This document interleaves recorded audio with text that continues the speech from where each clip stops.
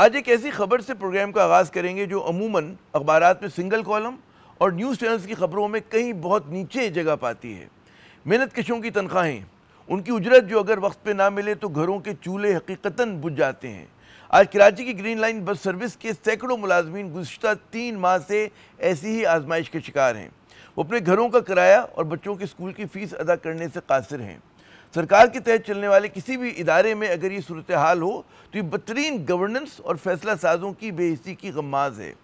Green line کے ملازمین کے ساتھ یہ اندھیر اس وقت سے مچا جب وفاق کے تحت چلنے والا یہ منصوبہ جو ہے چند ماہ پہلے حکومت سندھ کے سپرد کیا گیا۔ گزشتہ روز گرین لائن بس سروس کے ایک ملازم کے احتجاج کی دل ہلا دینے والی جو ہے ویڈیو سامنے آئی۔ باوردی ملازم جو ہے وہ 3 ماہ سے تنخواہ نہ ملنے پر ماہی بے آب کی طرح کراچی بورڈ آفس کے نزدیک بس ٹریک پہ لیٹ کر احتجاج کرتا رہا۔ اس نے پیٹرول چھڑک کر خود کو آگ لگانے کی بھی کوشش کی جسے ساتھیوں نے ناکام بنا دی۔ یقیناً یہ افسوسناک صورتحال ہے۔ گرین لائن کے کئی دیگر ملازمین بھی احتجاج میں شریک ہوئے کیونکہ اس ادارے کے تقریباً 1500 ملازمین کو اگست سے تنخواہیں نہیں ملیں۔ ان میں سے اکثریت جو ہیں وہ کانٹریکٹ پر ہیں اور تاخیر کی وجہ سے شدید مالی مشکلات کے شکار ہیں۔ انتظامیہ کے کہنے کی تنخواہوں میں تاخیر کی وجہ جو ہے طریقہ کار میں تبدیلی ہے اور اب اگلے چند روز میں تنخواہیں جو ہیں وہ جاری ہونا شروع ہو جائیں گی۔ یعنی جو کام 3 ماہ سے نہ ہوا وہ اب احتجاج کے بعد چند روز میں ہو جائے گا۔ یہاں فیصلہ سازوں کی ترجیحات کا پتہ چلتا ہے۔ ان کی بڑی بڑی گاڑیوں میں ایندھن ڈلوانے میں تو کبھی تاخیر نہیں ہوتی۔ وہ جو وزیر، مشیر، افسران ہیں ان کی شاہ خرچیوں، اللہ تللوں میں کبھی کمی واقع نہیں ہوتی، لیکن معمولی نوکری کرنے والوں کے لیے بر وقت پیسہ نکالنا بہت مشکل ہے۔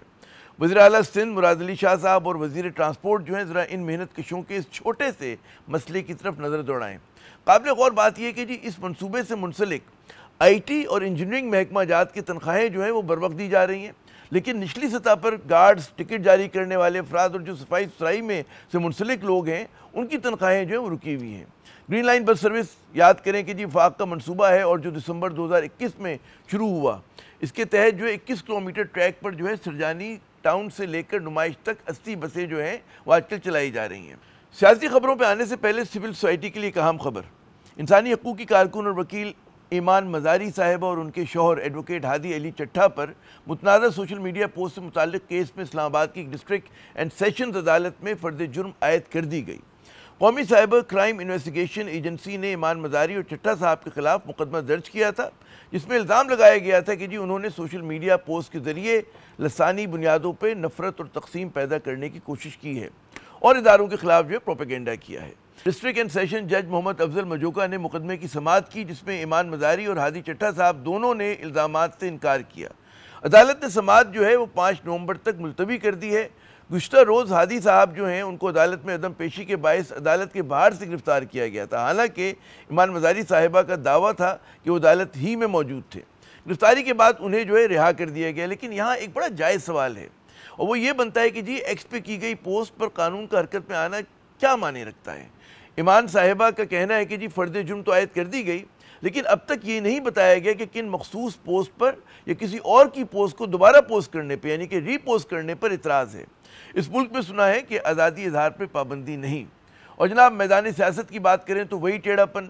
جمعیت علماء اسلام کے سربراہ مولانا فضل الرحمان صاحب نے چنیوٹ میں دھواں دھار خطاب میں حکومت پر شدید تنقید کی اور کہا کہ انہیں پی ڈی ایم کی تحریک سے وابستہ مسلم لیگ نون سے امید تھی کہ کچھ عقل سے کام لے گی، لیکن آج وہ بقول ان کے مساجد کے ائمہ کو صرف 10,000 روپے دے کر خریدنے کی کوشش کر رہی ہے۔ مولانا صاحب نے کہا کہ وزیر اعلیٰ پنجاب مریم نواز کو انہوں نے نام لیا اور کہا کہ محترمہ یہ جان لیجئے کہ تجربہ کے پی میں پہلے بھی ہو چکا ہے۔